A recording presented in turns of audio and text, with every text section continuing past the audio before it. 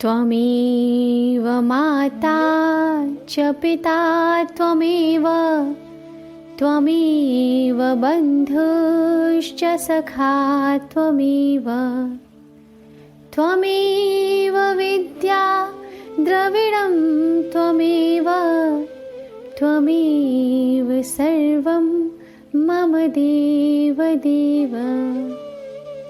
प्रिय श्रोतागण, मैं आकांक्षा मधुर आपका स्वागत करती हूँ आपके अपने बुक ऑडियो पर, जहाँ आप सुन रहे हैं श्रीमद् भगवद गीता, गीता के श्लोक, उनका अर्थ और उनका मर्म। अब तक आप गीतोपनिषद के 6 अध्याय सुन चुके हैं, जिसमें पिछला अर्थात 6वां अध्याय था आत्म संयम योग, जिसमें श्री कृष्ण ने अर्जुन को आत्म संयम योग का ज्ञान दिया था और यह बताया था कि अपने मन को, अपनी इंद्रियों को वश में करके योग करने वाला व्यक्ति ही परम शांति को और परम ब्रह्म को प्राप्त करता है। और उसके पश्चात उन्होंने अर्जुन को योगी बनने को कहा था कि तुम योगी बनो और तुम्हारा जो कर्म है उसे पूरा करो। प्रिय श्रोतागण, अब आप सुनेंगे श्रीमद् भगवद गीता का अगला अर्थात 7वां अध्याय। इस अध्याय का नाम है ज्ञान विज्ञान योग। इस अध्याय में विज्ञान सहित ज्ञान के विषय का वर्णन है। संपूर्ण पदार्थों में कारण रूप से भगवान की व्यापकता का वर्णन है, अर्थात यह वर्णन है कि किस प्रकार संसार की समस्त वस्तुओं में ईश्वर का निवास होता है। उसके पश्चात आसुरी स्वभाव वालों की निंदा और भगवत भक्तों की प्रशंसा की गई है। उसके पश्चात अन्य देवताओं की उपासना के विषय का वर्णन है और अंत में भगवान के प्रभाव और भगवान के स्वरूप को न जानने वालों की निंदा और उसे जानने वालों की महिमा का वर्णन है। गीता ज्ञान के रसपान की इस कड़ी में आइए प्रारंभ करते हैं 7वां अध्याय, ज्ञान विज्ञान योग। अथ 7मोऽध्यायः। श्रीभगवानुवाच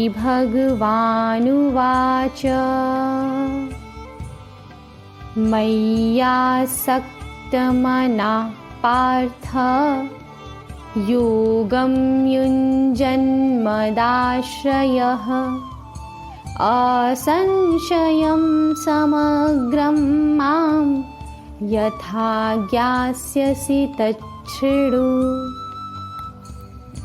अर्जुन को योगी बनने का उपदेश देने के पश्चात श्री कृष्ण कहते हैं कि हे पार्थ, अनन्य प्रेम से मुझ में आसक्त चित्त तथा अनन्य भाव से मेरे परायण होकर योग में लगा हुआ तू जिस प्रकार से संपूर्ण विभूति, बल, ऐश्वर्य आदि गुणों से युक्त सबके आत्मरूप मुझको संशय रहित जानेगा, उसको सुन।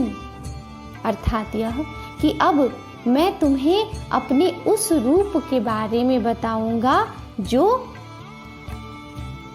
समस्त विभूति, बल, ऐश्वर्य आदि गुणों से युक्त है, जो सबका आत्मरूप है, जिसे तुम तब जानोगे जब तुम अनन्य प्रेम से मुझ में ही रम जाओगे, जब तुम अनन्य भाव से मेरी भक्ति करोगे, मुझ में आसक्त चित्त हो जाओगे। प्रिय श्रोतागण, जिस रूप का वर्णन श्री कृष्ण अब अर्जुन से करने जा रहे हैं, वही परमात्मा का विहद रूप है, वही ईश्वर का परम स्वरूप है, जिसमें समस्त सृष्टि समाई हुई है। उस रूप का वर्णन किस प्रकार है, यह आइए सुनते हैं। ज्ञानम तेहं सविज्ञानमेदं वक्ष्याम्यशेषतः यज्ञात्वा नेह भूयोऽन्यत् ज्ञातव्यमशिष्यते। श्री कृष्ण कहते हैं कि मैं तेरे लिए इस विज्ञान सहित तत्व ज्ञान को संपूर्णतया कहूँगा, अर्थात मैं इस तत्व ज्ञान का पूरा पूरा ज्ञान तुम्हें दूंगा, पूरी प्रकार से तुम्हें बताऊंगा, जिसको जानकर, जिसे जानने के पश्चात संसार में फिर और कुछ भी जानने योग्य शेष नहीं रह जाता, क्योंकि वही परम ज्ञान है। उस ज्ञान से बढ़कर, उस ज्ञान से उच्च और कोई ज्ञान नहीं है। यह ज्ञान इतना विशेष क्यों है, यह बताते हैं श्री कृष्ण। कहते हैं, मनुष्याणां सहस्रेषु कंश्चिद्यतति सिद्धये, यततामपि सिद्धानां कंश्चिन्मां वेत्ति तत्वतः। श्री कृष्ण कहते हैं कि हजारों मनुष्यों में कोई एक मेरी प्राप्ति के लिए यत्न करता है, और उन यत्न करने वाले योगियों में भी कोई एक मेरे परायण होकर मुझको तत्व से अर्थात यथार्थ रूप से जानता है। यह इसी प्रकार है जिस प्रकार कितने ही प्रतियोगी छात्र प्रतियोगी परीक्षाओं में बैठते हैं, परंतु उनमें से कुछ ही ऐसे होते हैं जो उस परीक्षा के लिए तैयार होते हैं, और उन तैयार हुए प्रतियोगियों में भी कुछ ही ऐसे होते हैं जो उस परीक्षा में सफल होकर आगे निकलते हैं। इसी प्रकार श्री कृष्ण कहते हैं कि हजारों मनुष्यों में से कोई एक ही ऐसा होता है जो मेरी प्राप्ति के लिए प्रयत्न करता है, योग करता है, और उन योगियों में भी कोई एक ही ऐसा होता है जो मेरे परायण होकर अर्थात मुझे प्राप्त करके मुझको तत्व से अर्थात यथार्थ रूप से जान पाता है, जो यह जान पाता है कि वास्तव में परमात्मा क्या है, किस प्रकार है और किस प्रकार संपूर्ण विश्व परमात्मा में ही समाहित है। प्रिय श्रोतागण, ईश्वर का यह अद्भुत रूप वास्तव में विलक्षण है।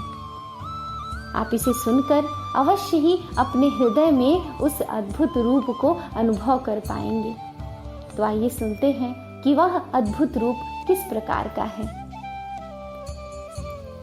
भूमिरापो नलो वायु खं मनो बुद्धिरेव च अहंकार इतीयं मे भिन्ना प्रकृतिरष्टधा अपरेयमितस्त्वन्यां प्रकृतिं विद्धि मे परां जीवभूतां महाबाहो ययेदं धार्यते जगत्।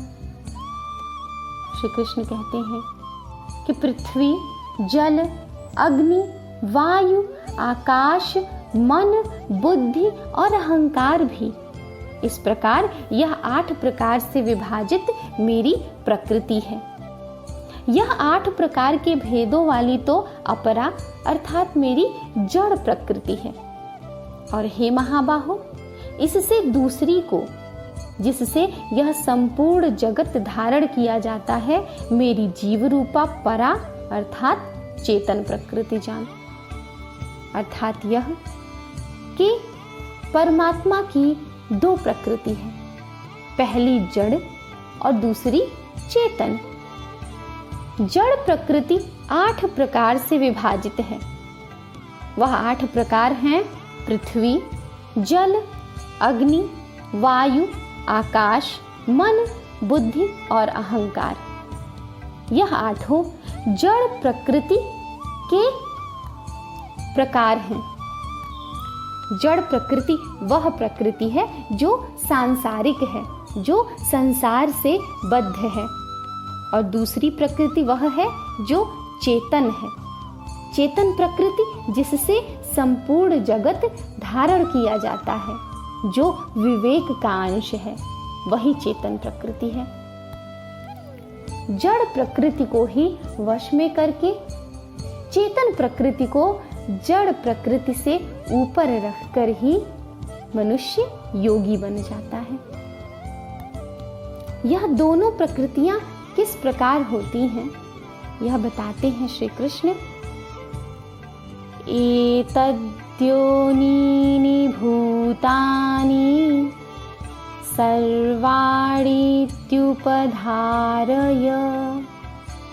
अहं कृत्सन्नस्य जगतः प्रभवः प्रलयस्तथा। श्री कृष्ण कहते हैं, हे अर्जुन, तू ऐसा समझ कि संपूर्ण भूत इन दोनों प्रकृतियों से ही उत्पन्न होने वाले हैं। अर्थात यह कि संपूर्ण विश्व, इसके सभी कारण और सभी कारक, यह सब इन्हीं दो जड़ और चेतन प्रकृतियों से उत्पन्न होते हैं। और मैं संपूर्ण जगत का प्रभव तथा प्रलय हूँ। अर्थात संपूर्ण जगत को उत्पन्न करने वाला भी मैं ही हूँ और संपूर्ण जगत को नष्ट करने वाला, समाप्त करने वाला भी मैं ही हूँ। अर्थात संपूर्ण जगत का मूल कारण मैं हूँ, अर्थात परमात्मा। परमात्मा ही संपूर्ण जगत का मूल कारण है। परमात्मा ही संपूर्ण जगत को उत्पन्न करने वाले और उसको प्रलय करने वाले हैं। मत्तः परतरं नान्यत् किंचिदस्ति धनंजय मयि सर्वमिदं प्रोतं सूत्रे मणिगणा इव। श्री कृष्ण कहते हैं कि हे धनंजय, मुझसे भिन्न दूसरा कोई भी परम कारण नहीं है। यह संपूर्ण जगत सूत्र में सूत्र के मणियों के सदृश मुझ में गुथा हुआ है। जिस प्रकार माला होती है वह एक सूत्र में मणियों से गुथी हुई होती है, वैसे ही परमात्मा में यह संपूर्ण विश्व गुथा हुआ है। परमात्मा उस सूत्र की भांति है जो विश्व के सभी मणियों को, सभी मोतियों को स्वयं में गूंथे हुए हैं। रसोऽहमप्सु कौन्तेय प्रभास्मि शशि सूर्ययो प्रणवः सर्ववेदेषु शब्दः खे पौरुषं ऋषु। श्री कृष्ण कहते हैं, हे अर्जुन, मैं जल में रस हूँ, मैं चंद्रमा और सूर्य में प्रकाश हूँ, मैं संपूर्ण वेदों में ओंकार हूँ, मैं आकाश में शब्द और पुरुषों में पुरुषत्व हूँ। अर्थात यह कि इस संसार में जो कुछ भी है उसका मूल तत्व वही परमात्मा है। उसी परमात्मा के कारण ही इस संसार में जो कुछ भी है वह व्याप्त है, वह संभव है। पुर्यो गन्धः पृथिव्यां च तेजश्चास्मि विभावसौ जीवनं सर्वभूतेषु तपश्चास्मि तपस्विषु। श्री कृष्ण कहते हैं कि मैं पृथ्वी में पवित्र गंध और अग्नि में तेज हूँ तथा संपूर्ण भूतों में उनका जीवन हूँ और तपस्वियों में तप हूँ। प्रिय श्रोतागण, आप ध्यान दिए होंगे कि यहाँ बार बार भूतों की आवृत्ति हो रही है। यहाँ भूतों से तात्पर्य संपूर्ण प्राणियों से है।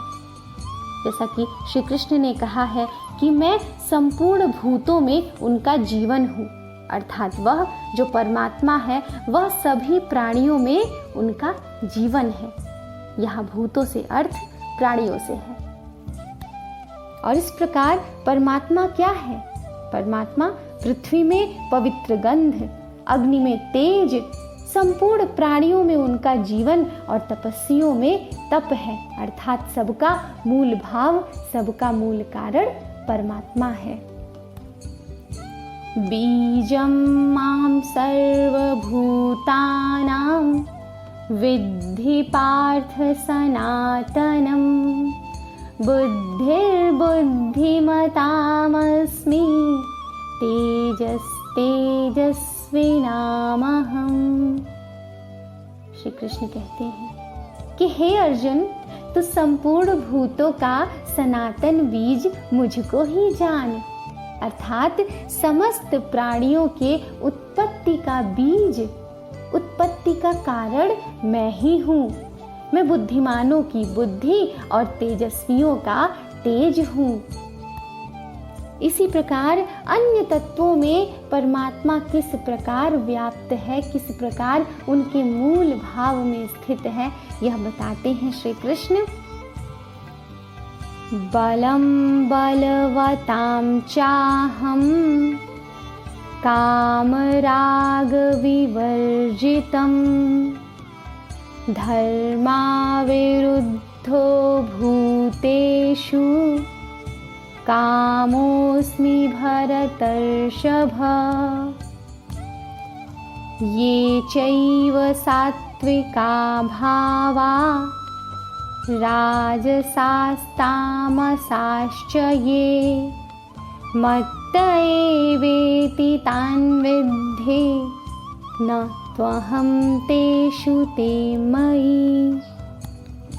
श्री कृष्ण कहते हैं, हे भरत श्रेष्ठ, मैं बलवानों का आसक्ति और कामनाओं से रहित बल अर्थात सामर्थ्य हूँ, और सब भूतों में, सब प्राणियों में धर्म के अनुकूल अर्थात शास्त्र के अनुकूल काम हूँ।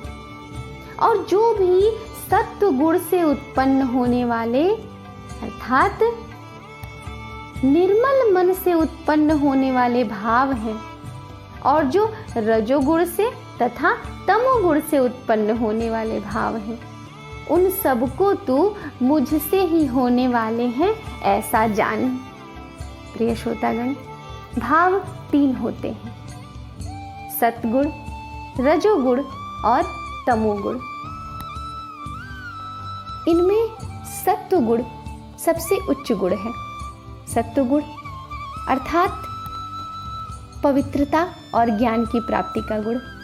एक सात्विक पुरुष समस्त संसार की भलाई के लिए कार्य करता है। समस्त संसार की प्रसन्नता में ही उसकी स्वयं की प्रसन्नता निहित होती है, और वह सभी कर्म निस्वार्थ भाव से करता है। दूसरा अर्थात रजोगुण क्रियाओं तथा इच्छाओं का गुण है। एक रजोगुण से युक्त व्यक्ति अपनी क्रियाओं और इच्छाओं के अधीन होता है, वह अपने मन के अधीन होता है। वह जो कोई भी कार्य करता है वह स्वयं के लिए करता है, अपनी सिद्धि के लिए करता है, अपने लाभ के लिए करता है। और तीसरा अर्थात तमोगुण सबसे निम्न कोटि का गुण माना जाता है, क्योंकि यह अज्ञानता और निष्क्रियता का गुण है। एक तमोगुण से युक्त व्यक्ति दूसरों को हानि पहुंचाता है। वह दूसरों को हानि पहुंचाकर अपना स्वार्थ सिद्ध करता है। वह ईश्वर को नहीं मानता। वह समस्त प्राणियों पर दया नहीं करता। वह तामसी होता है। प्रिय श्रोतागण, इन सभी गुणों को स्वयं से होना वाला बताने के पश्चात श्री कृष्ण कहते हैं कि हे अर्जुन, परंतु वास्तव में उनमें मैं और वे मुझ में नहीं हैं, क्योंकि यह जो समस्त गुण हैं, यह सभी गुण मेरे कारण हैं। जो समस्त जगत है वह मेरे कारण है। मैं उनका मूल भाव हूँ, मैं उनका कारण हूँ। और जो भाव है वह कोई वस्तु तो नहीं है, वह कोई पदार्थ तो नहीं है। इस प्रकार मैं उनमें न होते हुए भी हूँ और होते हुए भी नहीं हूँ। समस्त संसार का जो मूल भाव है वह भाव मैं हूँ। उसमें स्थित कोई पदार्थ मैं नहीं हूँ, उसमें स्थित कोई वस्तु मैं नहीं हूँ। इस प्रकार मैं उनके मूल भाव में तो हूँ, परंतु मैं स्वयं उनमें नहीं हूँ। और यह तीनों गुण, सात्विक, राजस और तामस, यह तीनों किस प्रकार संसार को मोहित करते हैं, यह बताते हैं श्री कृष्ण अगले श्लोक में। त्रिभिर्गुणमयैर्भावैः रेभिः सर्वमिदं जगत् मोहितं नाभिजानाति मामेभ्यः परमव्ययम्। दैवी ह्येषा गुणमयी मम माया दुरत्यया मामेव ये प्रपद्यन्ते मायामेतां तरन्ति ते। श्री कृष्ण कहते हैं कि गुणों के कार्य रूप सात्विक, राजस और तामस, इन तीनों प्रकार के भावों से यह सारा संसार, समस्त प्राणी समुदाय मोहित हो रहा है। समस्त प्राणी समुदाय तो इन तीनों गुणों में ही लगा हुआ है, इन्हें ही समझने में व्यस्त है। इसलिए इन तीनों गुणों से परे मुझ अविनाशी को नहीं जानता। यह संसार जो सात्विक, राजस और तामस, इन तीनों गुणों में उलझा हुआ है, वह मुझे नहीं जान पाता, क्योंकि मैं तो इन तीनों गुणों से परे हूँ। क्योंकि यह अलौकिक अर्थात अति अद्भुत त्रिगुणमयी मेरी माया बड़ी दुस्तर है। यह जो तीनों गुण हैं वह तो मेरी रची हुई माया है, और यह माया वास्तव में बड़ी ही कठिन है। इस माया से परे निकलना, इस माया को पार कर पाना बड़ा ही कठिन है। और यह माया मात्र मेरी रची हुई है, यह माया मैं नहीं हूँ। इस माया में उलझ जाने वाला व्यक्ति मुझे नहीं प्राप्त कर पाएगा। परंतु जो पुरुष केवल मुझको ही निरंतर भजते हैं, वे इस माया को उल्लंघन कर जाते हैं, अर्थात संसार से तर जाते हैं। वे जो अपनी इंद्रियों को, अपनी मन को वश में कर लेते हैं, वे माया से परे हो जाते हैं, वे माया को जीत लेते हैं, और इसके पश्चात वे संसार से तर जाते हैं, क्योंकि उन्हें परमात्मा की प्राप्ति हो जाती है। न मां दुष्कृतिनो मूढ़ा प्रपद्यन्ते नराधमा माययापहृतज्ञाना असुरं भावमाश्रिता। श्री कृष्ण कहते हैं कि माया के द्वारा जिनका ज्ञान हारा जा चुका है, अर्थात जो माया से मोहित होकर अपना ज्ञान हार चुके हैं, ऐसे असुर स्वभाव को धारण किए हुए मनुष्यों में नीच, दूषित कर्म करने वाले मूढ़ लोग मुझको नहीं भजते। वे लोग जो माया से मोहित हैं, जो ज्ञान की प्राप्ति नहीं कर सके हैं, जिनका ज्ञान माया के वश में हो चुका, हारा जा चुका है, उनका स्वभाव असुर स्वभाव होता है। वे मनुष्यों में नीच होते हैं, वे दूषित कर्म करने वाले होते हैं, और वही मूर्ख लोग परमात्मा का भजन नहीं करते हैं, परमात्मा में ध्यान नहीं लगाते, परमात्मा में श्रद्धा नहीं रखते। फिर वे कौन हैं जो उत्तम पुरुष हैं? यही चतुर्विधा भजन्ते मां जना सुकृतिनोऽर्जुन आर्तो जिज्ञासुरर्थार्थी ज्ञानी च भरतर्षभ।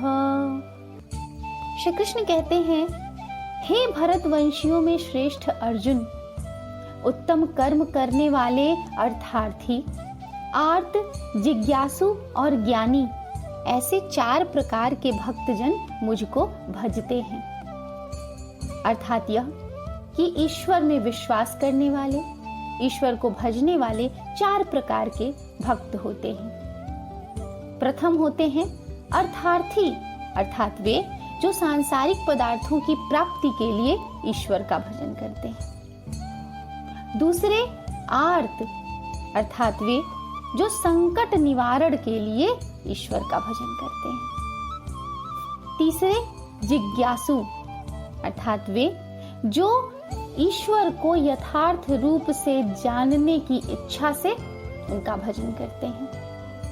और चौथे ज्ञानी, अर्थात वे जो अपने ज्ञान के कारण ईश्वर का भजन करते हैं। प्रिय श्रोतागण, यहाँ भजन से अर्थ भजन कीर्तन से नहीं, अपितु ईश्वर का ध्यान लगाने, ईश्वर के लिए योग करने और ईश्वर की प्राप्ति के लिए चेष्टा करने से है, अर्थात ईश्वर का भजन। तो इन 4 प्रकार के भक्तों, अर्थार्थी, आर्त, जिज्ञासु और ज्ञानी, इन चारों में ईश्वर को, परमात्मा को सर्वाधिक प्रिय कौन होते हैं, यह बताते हैं श्री कृष्ण अगले श्लोक में। तेषां ज्ञानी नित्युक्ता एक भक्तिर्विशिष्यते प्रयो हि ज्ञानिनोत्यर्थ महं स च मम प्रियः। श्री कृष्ण कहते हैं कि उनमें नित्य मुझ में एक ही भाव से स्थित अनन्य प्रेम भक्ति वाला ज्ञानी भक्त अति उत्तम है। अर्थात इन 4 प्रकार के भक्तों में से वह भक्त जो परमात्मा में एक ही भाव से स्थित है, जो अनन्य प्रेम भक्ति वाला है, वह ज्ञानी भक्त ही परमात्मा को सर्वाधिक प्रिय है और वही इन 4 प्रकार के भक्तों में सबसे उत्तम है। क्योंकि श्री कृष्ण कहते हैं कि मुझको तत्व से जानने वाले ज्ञानी को मैं अत्यंत प्रिय हूँ और वह ज्ञानी मुझे अत्यंत प्रिय है। वह भक्त जो ज्ञानी है वह क्यों प्रिय है, यह बताते हैं श्री कृष्ण और कहते हैं उदारा सर्व एवैते ज्ञानी त्वात्मैव मे मतम् आस्थितः स हि युक्तात्मा मामेवानुत्तमां गतिम्। श्री कृष्ण कहते हैं कि ये सभी उदार हैं, अर्थात मेरे सभी भक्त उदार हैं, परंतु ज्ञानी तो साक्षात मेरा स्वरूप ही है, ऐसा मेरा मत है, ऐसा मैं मानता हूँ। अर्थात ऐसा परमात्मा मानते हैं कि जो ज्ञानी भक्त है वह साक्षात परमात्मा का ही स्वरूप है, क्योंकि वह मतगत मन बुद्धि वाला ज्ञानी भक्त अति उत्तम गति स्वरूप मुझ में ही अच्छी प्रकार स्थित है, क्योंकि वह जिसने परमात्मा के ज्ञान को प्राप्त कर लिया वह परमात्मा में ही स्थित है और इसीलिए वह परमात्मा को सर्वाधिक प्रिय है, वह सर्वोत्तम है।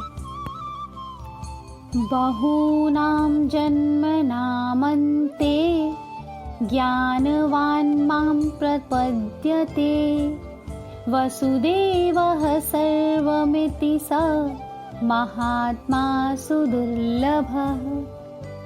श्री कृष्ण कहते हैं कि बहुत जन्मों के अंत के जन्म में तत्व ज्ञान को प्राप्त पुरुष सब कुछ वसुदेव ही है, इस प्रकार मुझको भजता है, वह महात्मा अत्यंत दुर्लभ है। अर्थात यह कि वह जो ज्ञानी है, जो ज्ञान के कारण परमात्मा को भजता है, वह यह मानता है कि सब कुछ परमात्मा ही है और ऐसा ज्ञानी पुरुष अत्यंत दुर्लभ होता है। बहुत से लोगों में वह एकमात्र या कुछ ही पुरुष ऐसे होते हैं जो इस ज्ञान को प्राप्त कर सके और जो यह मानकर कि परमात्मा ही सब कुछ है, परमात्मा को भजते हैं। और इसीलिए उनका वह जन्म, जिस जन्म में उन्हें इस ज्ञान की प्राप्ति हो जाती है, वह उनका अंतिम जन्म होता है, क्योंकि उसके पश्चात तो उन्हें जन्म मरण के चक्र से मुक्ति मिल जाती है। अन्य प्रकार के भक्त किस प्रकार ईश्वर भजन करते हैं, यह भी बताते हैं श्री कृष्ण।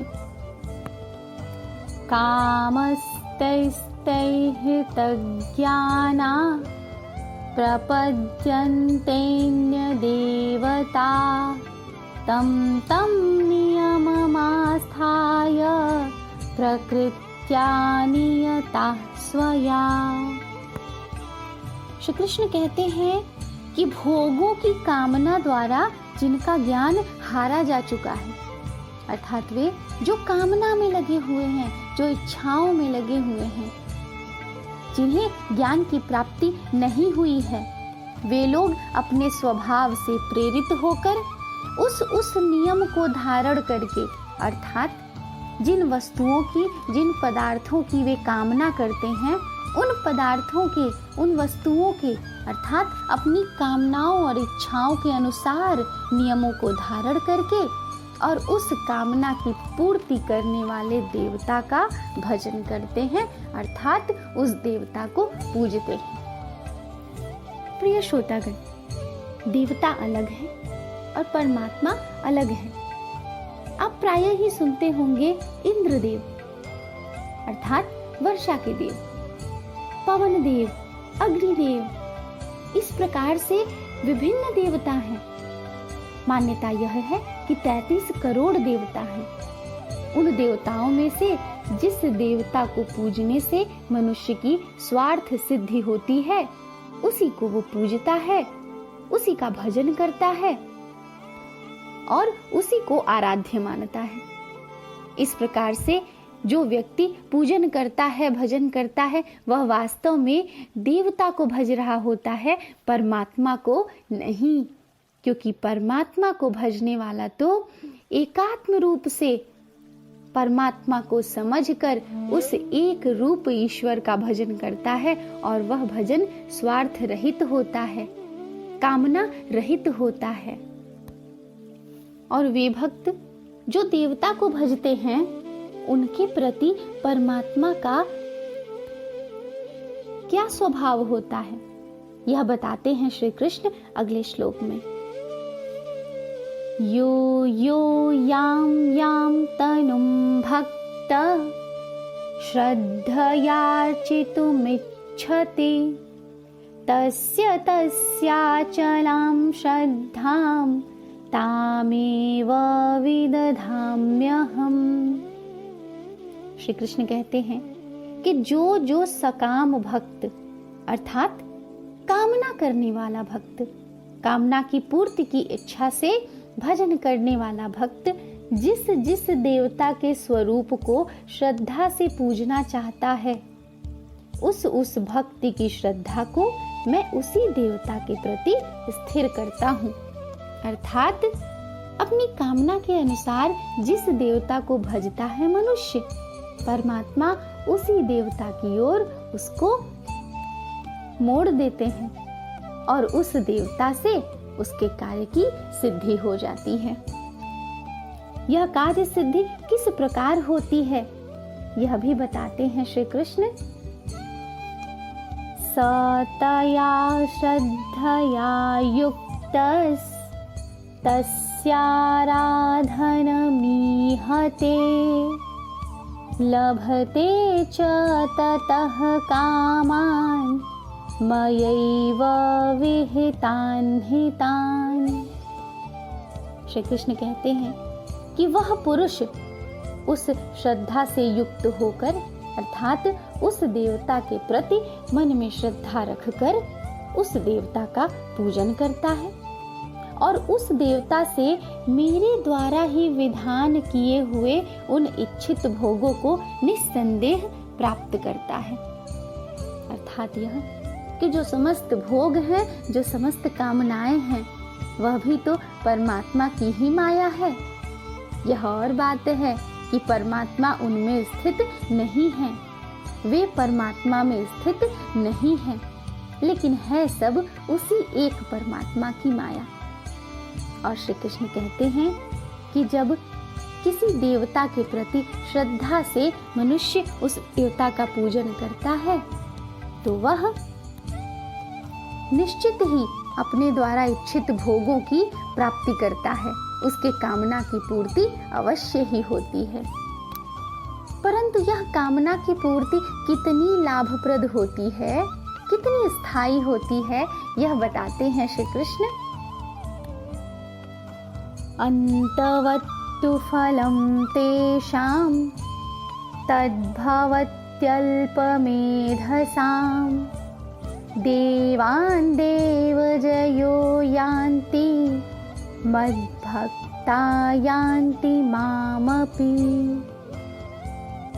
श्री कृष्ण कहते हैं कि उन अल्प बुद्धि वालों का वह फल नाशवान है तथा वे देवताओं को पूजने वाले देवताओं को ही प्राप्त होते हैं, और मेरे भक्त चाहे जैसे ही भजें अंत में वे मुझको ही प्राप्त होते हैं। अर्थात यह कि जो व्यक्ति कामना से मोहित होकर किसी देवता को भजता है वह उस देवता को प्राप्त कर लेता है, अपनी कामना की पूर्ति कर लेता है। परंतु जिस प्रकार यह शरीर नाशवान है, समस्त संसार नाशवान है, उसी प्रकार कामना युक्त वह फल, वह प्राप्ति भी तो नाशवान ही है। परंतु वे जो परमात्मा को भजते हैं वे चाहे जिस भी प्रकार से भजे वे परमात्मा को प्राप्त कर लेते हैं। वे जो ज्ञानी नहीं हैं वे परमात्मा को किस प्रकार समझते हैं, वे परमात्मा को क्या समझते हैं, यह भी परमात्मा को अवश्य ही ज्ञात है। और यही वे बताते हैं अर्जुन को। अव्यक्तं व्यक्तिमापन्नं मन्यन्ते माम बुद्धयः परं भावमजानन्तो ममाव्ययमनुत्तमम्। श्री कृष्ण कहते हैं कि बुद्धिहीन पुरुष मेरे अनुत्तम अविनाशी परम भाव को न जानते हुए मन इंद्रियों से परे मुझ सच्चिदानंद घन परमात्मा को मनुष्य की भांति जन्म कर व्यक्ति भाव को प्राप्त हुआ मानते हैं। अर्थात वे पुरुष जिन्हें ज्ञान की प्राप्ति नहीं हुई है, जो बुद्धिहीन हैं, वे मुझे अविनाशी नहीं जानते हैं। वह ये नहीं समझते हैं कि परमात्मा तो अविनाशी है, परमात्मा तो अजर अमर है, वह आत्मा का भी परम रूप है। वे ये समझते हैं कि यह तो मनुष्य की भांति जन्म लेकर आए हुए हैं और मनुष्य की भांति ही मृत्यु को प्राप्त हो जाएंगे। वे यह नहीं समझते कि परमात्मा तो जन्म और मृत्यु से परे है, मन और इंद्रियों से परे है। प्रिय श्रोतागण, फिर ईश्वर जो विभिन्न रूप से जन्म लेकर इस पृथ्वी पर आते हैं, उन्हें वे जिन्हें ज्ञान की प्राप्ति नहीं हुई है वे ही मनुष्य रूप समझते हैं। वे ही समझते हैं कि यह इन्होंने जन्म लिया है और एक दिन इनकी मृत्यु हो जाएगी। परंतु वे जिन्हें ज्ञान की प्राप्ति है वे समझते हैं कि यह जन्म तो माया मात्र है, चाहे वो श्री कृष्ण हो चाहे वो श्री राम हो। यह जन्म तो माया मात्र है, यह तो परमात्मा ही है जो स्वयं साक्षात हमारे समक्ष खड़े हैं, और यह शरीर तो इनकी माया मात्र है। यह माया किस प्रकार है यह बताते हैं श्री कृष्ण। नाहं प्रकाशः सर्वस्य योगमाया समावृतः मूढ़ोऽयं नाभिजानाति लोको मामजमव्ययम्। श्री कृष्ण कहते हैं कि अपनी योग माया से छिपा हुआ मैं सबके प्रत्यक्ष नहीं होता। इसलिए यह अज्ञानी जन समुदाय मुझ जन्म रहित अविनाशी परमेश्वर को नहीं जानता, अर्थात मुझको जन्म लेने और मरने वाला समझता है, क्योंकि वह भी मेरी माया से व्याप्त हो जाता है। और मैं तो अपनी माया में छुपा हुआ होता हूँ। मैं तो सबके समक्ष नहीं आता, मैं तो उसी के समक्ष आऊंगा जो परमात्मा की भक्ति में लीन होगा। और जो परमात्मा के ज्ञान को नहीं समझ पाएगा, वो यही जानता है कि यह तो जन्म और मरण में युक्त जीवन धारण करके जन्म लेने वाला मनुष्य मात्र है। वह उसके परमात्मा रूपी स्वरूप को नहीं समझ पाएगा। वेदाहं समतीतानि वर्तमानानि चार्जुन भविष्याणि च भूतानि माम तु वेद न कश्चन। श्री कृष्ण कहते हैं, हे अर्जुन, पूर्व में व्यतीत हुए और वर्तमान में स्थित तथा आगे होने वाले सब भूतों को मैं जानता हूँ। अर्थात जो भी पूर्व में व्यतीत हो चुका है, जो भी वर्तमान में हो रहा है और जो भी भविष्य में होने वाला है, जो भी पूर्व में जन्म ले चुका है, जो भी वर्तमान में जीवन जी रहा है और जो भी भविष्य में जन्म लेने वाला है, उन सभी को परमात्मा जानते हैं। परंतु श्री कृष्ण कहते हैं कि मुझको कोई भी श्रद्धा भक्ति रहित पुरुष नहीं जानता। अर्थात मुझे केवल वही जान पाता है, वही समझ पाता है जो मुझ में अर्थात परमात्मा में श्रद्धा रखता है और भक्ति रखता है। प्रिय श्रोतागण, ज्ञान प्राप्ति का तो मार्ग ही यही है, श्रद्धा और भक्ति। एक विषय का भी यदि आप अध्ययन कर रहे हैं, उसमें यदि आपकी श्रद्धा नहीं रहेगी, यदि आप लगन से नहीं उसका अध्ययन करेंगे, तो आपको उस विषय में सफलता कहाँ प्राप्त होगी। इसी प्रकार परमात्मा भी है। जिसे परमात्मा में श्रद्धा होगी, जिसे परमात्मा में भक्ति होगी, वही परमात्मा को जान पाएगा, वही परमात्मा को समझ पाएगा। इच्छा द्वेष समुत्थेन द्वंद्व मोहेन भारत सर्वभूतानि सम्मोहं सर्गे यान्ति परन्तप। येषां त्वन्तगतं पापं जनानां पुण्यकर्मणां ते द्वन्द्वमोहनिर्मुक्ता भजन्ते मां दृढव्रता। श्री कृष्ण कहते हैं, हे भरतवर्षी अर्जुन, संसार में इच्छा और द्वेष से उत्पन्न सुख दुख आदि द्वंद्व रूपी मोह से संपूर्ण प्राणी अत्यंत अज्ञानता को प्राप्त हो रहे हैं। अर्थात संपूर्ण प्राणी इसलिए अज्ञान हैं क्योंकि वे इच्छा और द्वेष से उत्पन्न होने वाले सुख और दुख रूपी मोह में फंसे हुए हैं। परंतु निष्काम भाव से श्रेष्ठ कर्मों का आचरण करने वाले जिन पुरुषों का पाप नष्ट हो गया है, अर्थात वे जो श्रेष्ठ कर्मों का आचरण करते हैं, जो निष्काम भाव से आसक्ति रहित होकर स्वार्थ रहित होकर कर्म करते हैं, वे राग द्वेष जनित द्वंद्व रूप मोह से मुक्त दृढ़ निश्चयी भक्त, अर्थात वे राग द्वेष से होने वाले मोह से मुक्त होते हैं।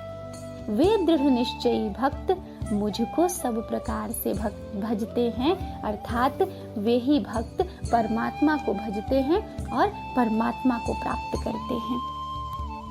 और वे दृढ़ निश्चयी भक्त किस प्रकार होते हैं, किस प्रकार वे ईश्वर को भजते हैं, यह बताते हैं श्री कृष्ण और कहते हैं, जरा मरण मोक्षाय मामाश्रित्य यतन्ति ये ते ब्रह्म त्वद्विदुः कृत्सन् मध्यात्मं कर्म चाखिलम्। श्री कृष्ण कहते हैं कि जो मेरे शरण होकर जरा और मरण से छूटने के लिए यत्न करते हैं, जरा अर्थात वृद्धावस्था। वे पुरुष जो परमात्मा के शरण में आते हैं और वे वृद्धावस्था, मृत्यु या यूं कहें कि जन्म और मरण के चक्र से मुक्ति पाने के लिए यत्न करते हैं, परमात्मा को भजते हैं, वे पुरुष उस ब्रह्म को, संपूर्ण आध्यात्म को और संपूर्ण कर्म को जानते हैं। वे ही ब्रह्म को जान पाते हैं, वे ही आध्यात्म को जान पाते हैं और वे ही कर्म को समझ पाते हैं। और अगला श्लोक इस अध्याय का अंतिम श्लोक है, जो इस प्रकार है। साधिभूताधिदैवं मां साधियज्ञं च ये विदुः प्रयाण कालेऽपि च मां ते विदुर्युक्त चेतसः।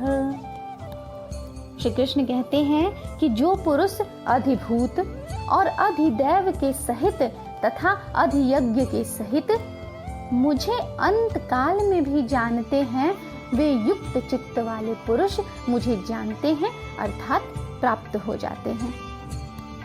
अर्थात वे पुरुष जो अंत समय तक आत्मा से मुझे भजते हैं, अंतरात्मा से मेरा चिंतन करते हैं, वे ही पुरुष मुझे जानते हैं, उन्हें ही मेरा ज्ञान है और वे ही मुझे अर्थात परमात्मा को प्राप्त कर लेते हैं और जीवन मरण के चक्र से मुक्त हो जाते हैं।